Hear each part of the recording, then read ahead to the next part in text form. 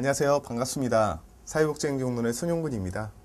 여러분들 사회복지사 1급 시험 준비하시느라고 이제 마음을 다지고 또 최종적으로는 합격이라는 그 기회를 가지셔야 되겠죠.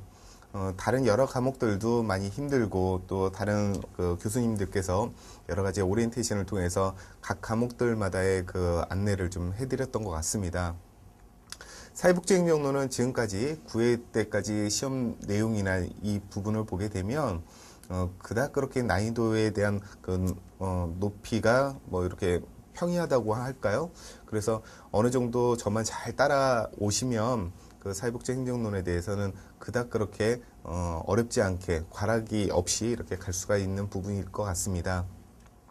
사실 그 제일 어려운 과목이 지역사회복지론, 사회복지행정론, 법제론이 가장 어렵다고들 수험생분들이 말씀을 많이 하십니다.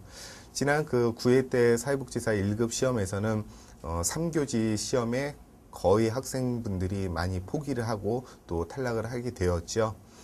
8회 때 시험에서는 한 42% 정도가 그 합격률을 보였었는데 여러분들도 잘 아시겠지만 지난해는 한 14% 정도 그 합격을 해서 그 난이도의 어떤 기준이나 이런 부분들에 대해서 수험생분들이 많이 그 불만을 제기하시고 그랬던 부분이 있었던 것 같습니다.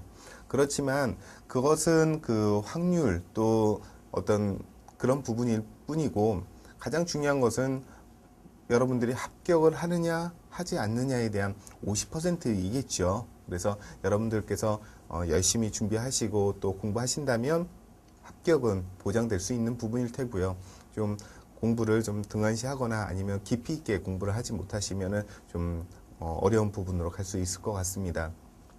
다른 과목들도 다 마찬가지고 또 제가 강의하는 사회복지행정론도 마찬가지지만 제가 하고자 하는 이런 내용들에 대해서 잘 따라서 오시게 된다면 어려운 부분은 없으실 것 같고요. 가장 중요한 것은 기초부터 탄탄하게 그 내용들을 다지시는 것이 가장 중요합니다. 왜냐하면 문제는 문제일 뿐이고요. 기출문제는 기출문제일 뿐이고 모의고사는 모의고사일 뿐입니다.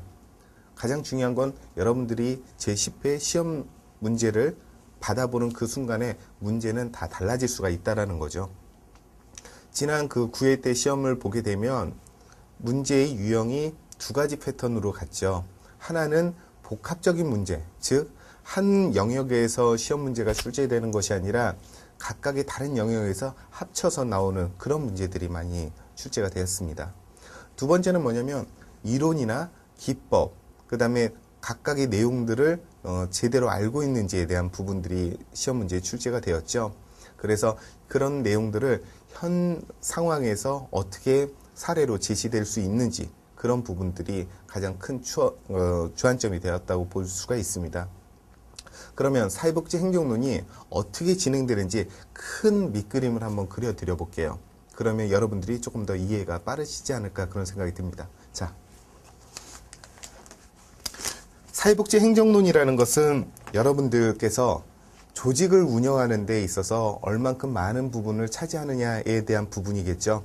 그래서 여러분들이 사회복지행정론을 공부하실 때는 여러분들이 예를 들면 노인복지관의 관장님이라고 생각을 하시고 이 사회복지행정론을 수업을 들으시고 또 이해를 하시면 이해가 더 빠르실 것 같아요. 우선 사회복지행정론.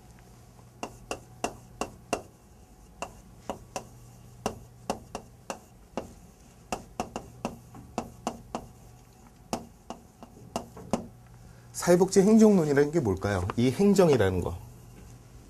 바로 조직이라는 부분을 우리가 갖고 있는 조직. 뭡니까? 사회복지 비영리 조직이겠죠?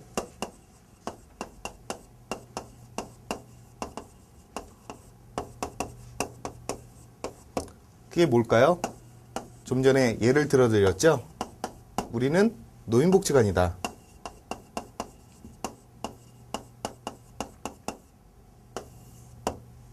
자, 노인복지관에서 사회복지행정론이 왜 중요할까? 사회복지행정은요, 맨 마지막에 들어오게 됐어요. 과목으로. 그 이유는 우리 그 사회복지 발달사나 이런 내용들을 여러분들이 대학에서 또 이렇게 배우셨을 겁니다. 지금 제가 수업 듣는 말씀드리는 것은 대학 강의에서 나오는 그런 형태의 그 수업 방법, 교수법은 아니고요. 어찌 되었건 간에 여러분들의 최종 목표는 사회복지사 1급을 취득하시는 부분이기 때문에 아무래도 문제 위주, 그 다음에 주입식 위주로 갈 수밖에 없겠죠. 그래서 여러분들이 공부하셨던 내용을 바탕으로 해서 조금 더 깊이 있게 들어가는 부분이라고 생각을 하시면 될 것 같아요. 자, 예전에 우리가 사회복지를 처음에 했을 때 어디서 먼저 시작을 했습니까? 여러분들 사회복지행정, 또 사회복지의 그 기원을 어느 나라라고 알고 계십니까? 그쵸? 영국이죠. 그럼 영국에서 사회복지법이라는 것이 만들어진 게 뭐죠? 네, 그쵸. 구빈법, 빈민법이라고 얘기하죠. 그럼 몇 년도에 만들어졌을까요? 그쵸. 1601년도에. 자, 법은 만들어졌지만 여러분들이 COS, 그 다음에 또 뭐가 있었습니까? 세틀먼트, 무브먼트, 인보관, 이렇게 나눌 수가 있죠. 아실 겁니다. 인보관은 지금으로 얘기하면 지역사회 복지관입니다. 우리나라로.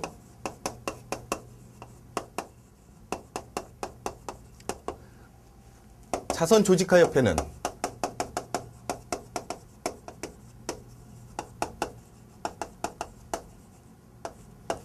지금으로 말하면 뭐 사회복지사협회,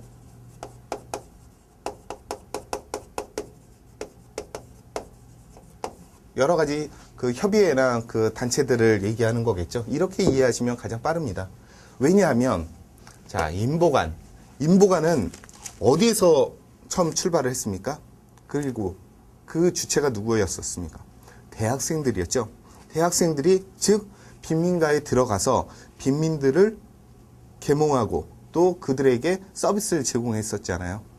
바로 우리 그 한국 사회의 지역사회 복지관이 이렇게 소외된 계층이 거주하고 있는 지역에 가서 복지관을 설립을 하고 그 복지관에서 그 소외된 계층들, 즉 지금으로 말하면 기초수급자 대상으로 서비스를 제공했던 그런 형태가 되겠죠. 자, 자선조직화협회. 자선조직화협회는 뭐가 있었습니까? 우리들 옛날 그 중세시대 때 그 영화나 이런 것들을 보게 되면 긴 드레스를 입은 여성분들이 다 장갑을, 여기까지 있는 장갑을 끼고 우산을 쓰고 양산을 쓰고 이렇게 있는 어떤 사진이나 캡처된 부분들을 보셨을 거예요. 그런 분들이 그 유급봉사자라고 얘기하죠. 그분들이 빈민가에 잠깐 가서 욕구조사를 하는 거죠. 설문조사를. 예를 들어 드릴게요. 제가 유료 봉사자라고 생각을 해요.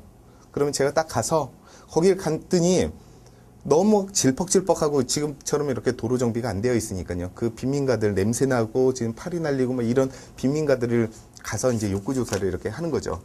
똑똑 그래서 네 누구세요? 아 예 저 자선조직화 협회에서 왔습니다. 저 욕구조사 좀 해드리려고 하는데 그때 그러세요? 들어오세요. 그때 괜찮아요. 네가 나오세요. 그래서 나와서 이제 설문조사를 하는 거죠. 하지만 설문조사는 설문조사일 뿐이고 실제 그 클라이언트들은 피부로 어떤 서비스를 받은 것이 없기 때문에 많이 어려웠었다라는 거죠. 근데 인보관은 대학생들을 주축으로 해서 그 빈민가에 들어가고 서비스를 제공을 했었어요. 제가 사회복지 행정론을 하면서 역사, 발달사를 왜 얘기할까? 처음에 이렇게 서비스를 제공하다 보니까 너무 한정되어 있는 자원을 갖고 무분별하게 중복되게 서비스를 제공한다라는 거죠.